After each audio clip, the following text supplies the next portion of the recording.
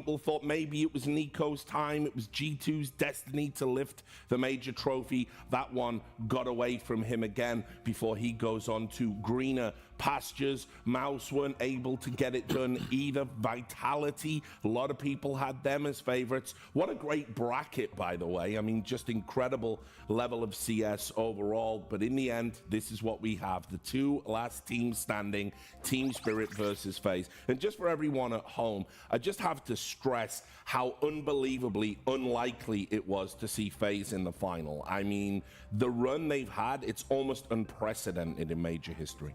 FaZe Clan, despite the name value, despite the fact that we have so many major appearances between the lot of them, coming into this event, Richard, it was 19 consecutive weeks where they were not even in the top 5. Like, yes, we know them as household names, but the level of CS they were playing in the 3 months leading up to this was not to championship caliber whatsoever. He almost felt like Karrigan was, you know, the dude with the stick, like poking his players, hey, do something, right? Because the individuals just weren't showing up. I mean, Mario was talking about it. Look at some of these losses. I mean, you lose to Saw in Cologne in the playoffs to such an unexperienced team. You lose to Complexity, right? In another playoffs, get eliminated by them. Even the one to Maus, like Maus not a bad team, sure, but FaZe had their number all year long. So that's the reason why you're looking at FaZe and you're not really counting on them to do it this time around. Yeah, especially considering the you know how incredible they were this year, at the beginning of the year, having multiple they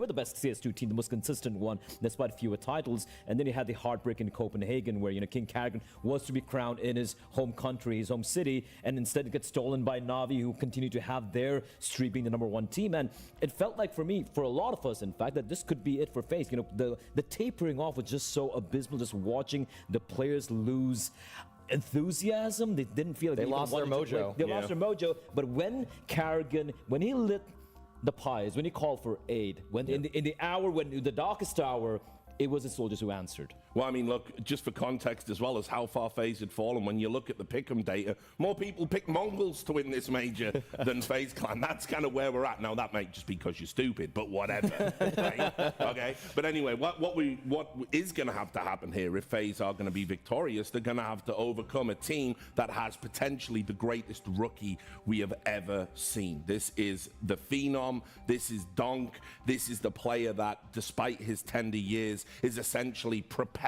Spirit to glory. Donk has just leapfrogged so many iconic players in terms of cultural impact, in terms of how far he has come. And if you want to compare it to what many would consider the unanimous best rookie year of all time in ZywOo back in 2019, every number is practically in favor of Donk. Damage per round, the kills per round, the amount of maps he even played, and he has a chance to pass him in the total number of HLTV MVP awards he gets, with a potential one here. Yeah, absolutely a phenomenal year from Donk. And I think why he is the lead in #1 this year for a lot of people is also he's a rifler, and not just any rifler, an aggressive one at that. Like, he's playing probably the toughest role in the game, and he's dominating on such an insane level that we've never seen from any other player in the history of the game, really. And he is the sole reason, it feels like, why Spirit is even in a position to potentially win a major trophy. I mean, considering this kid is younger than Counter-Strike itself, like way younger than Counter-Strike itself, and him just bursting onto the scene, the Katowice run is just unprecedented, right? It's just an anomalous performance, but the fact that he's able to continue this run of form in this year, and if he can cap it off with a major win, it will, without a shadow of a doubt, might possibly be, even for the future, the greatest debut year ever. It would be the best rookie year ever, flat out. I think some people point to Bit, but for Bit as well, he was the sort of third star on that team, right? He had a great year, no doubt, himself, but Donk is doing it as the star player of the team, as the guy who has to lead the way at 17 years old, sort of. It doesn't feel like just he's leading on the server. It seems like emotionally he's pushing the rest of the players forward, and that's such an insane thing to do as a rookie. I mean, if you watch his body language from Katowice, he's screaming at his opponents, he's yelling at them, trying to hype his own team up, talking trash across the table, and now he looks like a solemn figure that has to be a morale leader. Like, he's actually leading by example in terms of just his demeanor at at this point, expecting more out of his teammates because he knows the pressure that Spirit has created for themselves with that blistering Katowice victory. He might be the most stoic-looking 17-year-old I've seen so far in Counter-Strike, and I truly believe, maybe a couple of kids out there, but I really believe when they won Kato, you saw Shiro crying and weeping because of how much it meant for him, leaving Cloud9 coming over here. It was Donk who was patting him on the back. It's all right, we got it done right there. But the fact is, I don't think Donk really understood the implications of what he did back then. Now he's aware of it. Yeah, and you can see the head-to-head record very heavily in favor of Team Spirit at the moment, but not that that's mattered to FaZe at any point in this tournament. That's been the case for every team they've taken on right now. Yeah, you can see the first S-tier tournament of the year was in Katowice, best of 5 final. It was, the sort of breakout party for Donk and Team Spirit, and they went up against FaZe Clan 3-0, a really dominant sort of win for them. And interesting how we've come full circle, right? Yeah. This being the first event, and now at the major they get to close out the year, and probably with a bit of a different outcome, I imagine. Well, let's see. We'll get into that in a moment. But let's talk about ROPS. The reason FaZe are ultimately in the finals is that their star player finally woke up. We've highlighted Donk. The analogy over at FaZe kind of has been, while Donk has been propelling Spirit forward, prior to this, ROPS has kind of been in the shadows, emerged ready for the playoffs, and his numbers and production have been absolutely phenomenal. And without him, FaZe certainly are not in the final. Oh, 100%. And I think there's a switch that flipped for ROPS. And I'll tell you when it happened. It happened in that final map against Furia when it looked like FaZe are going to be out. This is going to be the end of this lineup. And he just turned it on. And this is insane from ROPS. This is the highest, by far, more than Donk, more than anyone in the playoff stage. He has put up these incredible numbers. This is like ROPS of old, mind you, while doing it against Vitality, while doing it against G2 favorites for the major playoffs. He's come back when, in the hour of need, the most dire hour of need, he comes and plays like this. And one thing that I love that Dust, who's not on the desk with us right here, but he brought up and was sure to highlight every time talking about ROPS, is that he's upping his entry attempt rate. Like, he is going for way more openers on T side in what was at times the worst of ROPS in the months leading up to this tournament, where he felt a bit baity. Kind of, people would attribute his characteristics to somebody like Blame F, for example, just always in the back line. Like, now we're seeing ROPS actually take the initiative. If he sees a weakness in a defense, he's ready to strike without hesitation. He's playing with a lot more confidence, and I can see this guy driving a Porsche. I mean, the older one, I'd give him a Yugo, and that's the way you feel like he's been playing. But yeah, much better from ROPS, sort of at the final moment against Furia in that 2-2 game on Mirage, played lights out, really propelled his team into the playoffs, and has upped his form ever since. Luckily for FaZe, the rest of the guys picked up the slack as well, are sort of delivering in their particular roles, and that's why we see FaZe in the grand final. Yeah, and it would be remiss of us if we didn't talk about the IGLs. Obviously, Carrigan, you run out of superlatives to describe his leadership style, his tactical acumen, his ability to get creative with vetoes and create chances in series that maybe FaZe aren't favorites for. Over on the other side with Chopper, he's had this plethora of talent to work with, but hasn't delivered as many trophies as maybe you would have hoped, and he has come in for some criticism of late. Yeah, for sure. I mean, people forget how, Chopper's been around for a long time. Everyone remembers the Vegas Squadron times back from 2017. He's been grinding it out in that tier 2, tier 1.5 scene for years right now. And finally, even before Donk, let's not forget, one of the greatest matches we ever saw in the major was the Antwerp game, and it was Chopper going up against Carrigan as well. But finally, for him finding this piece, this weapon of mass destruction and honing it in, it seems like he's finally getting what he's been grinding out for such a long time. But you cannot deny, Connor said Crimson Dynasty that Carrigan has done. This is 4th major final across a span of 6 years. No one's ever done that. Like, that's just insane longevity as a player, as an IGL, and has done it alongside Rain as well. So there's some really cool storylines on both the teams here.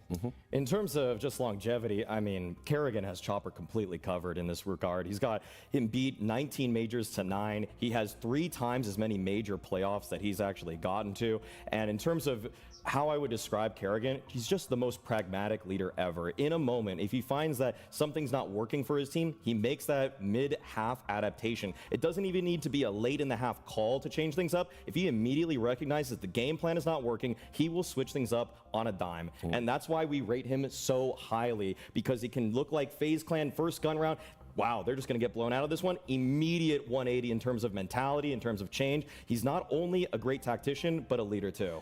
Always cooking, never overcooking. I think that's the thing with Kerrigan, right?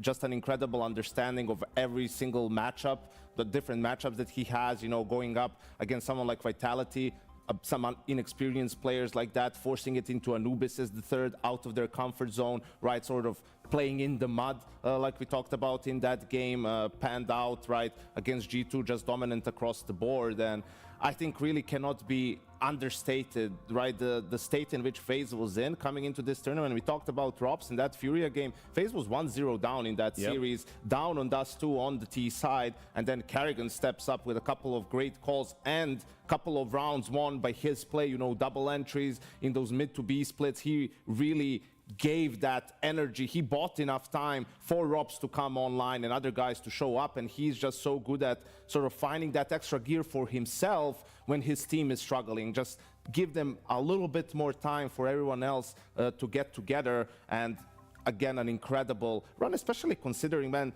these teams have owned them all year long. Yeah. Vitality owned them. G2. Except for which tournament? The Copenhagen Major. G2 beat them comfortably plenty of times, lost to them here in the playoffs. It's the same story with Spirit. Spirit has been owning them all year long, except for which tournament? The Copenhagen Major. Yet again, in the quarterfinal, where safe to say, FaZe was the underdog. We just came from that Katowice final where they lost 3-0. So I think the players from FaZe absolutely understand that this is a whole different ball game compared to, you know, your group stages and your other tournaments, even if it is a playoff game. And I think, unfortunately, it's something that's going to be at the back of the Spirit players' heads. And just psychologically, FaZe has an advantage coming into this one. All right, guys. Well, we are going to go to Shanghai now for the grand final opening.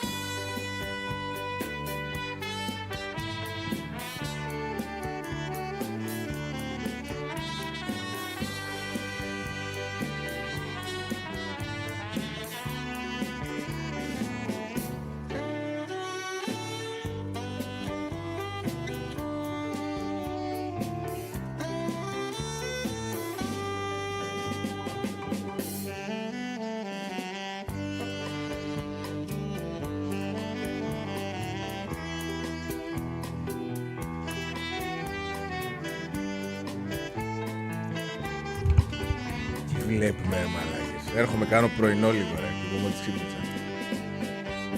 Τι βλέπουμε, ρε μαλάκες. Έρχομαι, ας πούμε, κάνω πρωινό, ας πούμε.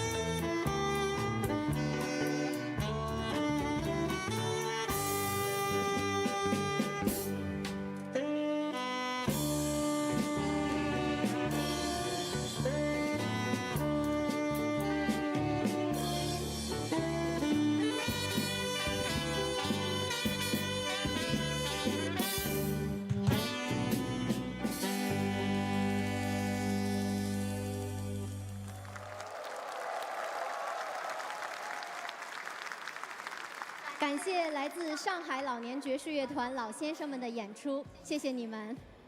在 CS 的职业赛场上，也有很多老将，他们多年来和老朋友们在一起，是敌亦是友，他们互相鼓励，彼此成就。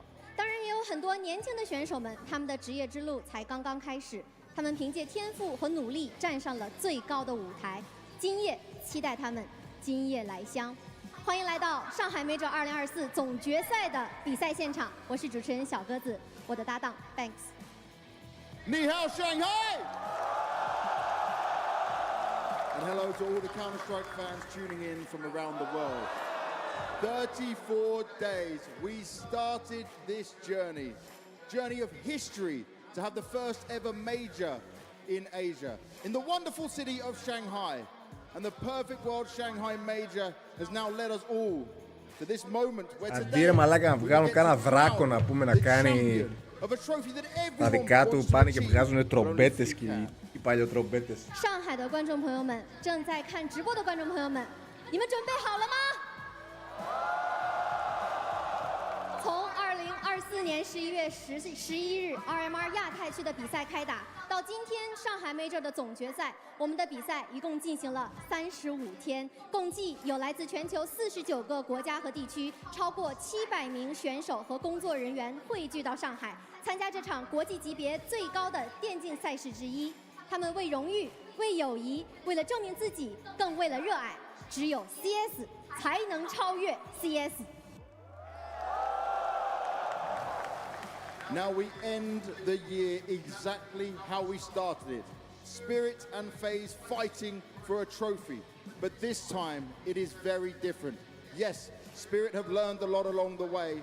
FaZe, though, somehow powered up along the way, especially on this playoff stage.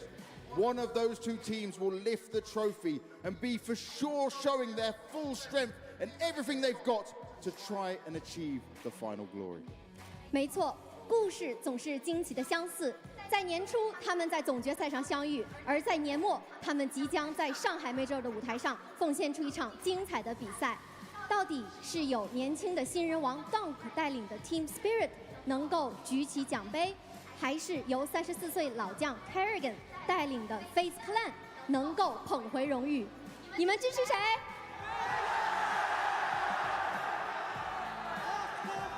？Thanks.I think we should check the audience which team they love the most. Okay, let's find out which way it's gonna go. Who we loving more, Shanghai? Is it Spirit?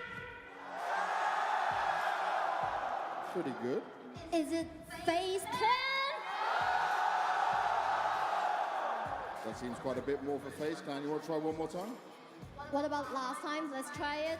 最后一次好吗？ Το μεταξύ αυτόν εδώ του τσιχαίνομαι ρε μαλάκα τον τύπο ρε φίλε. Χάι πάρει χωρίς λόγο, φωνάζει σαν το μοσχάρι, δεν έχει ιδέα, άκου εδώ.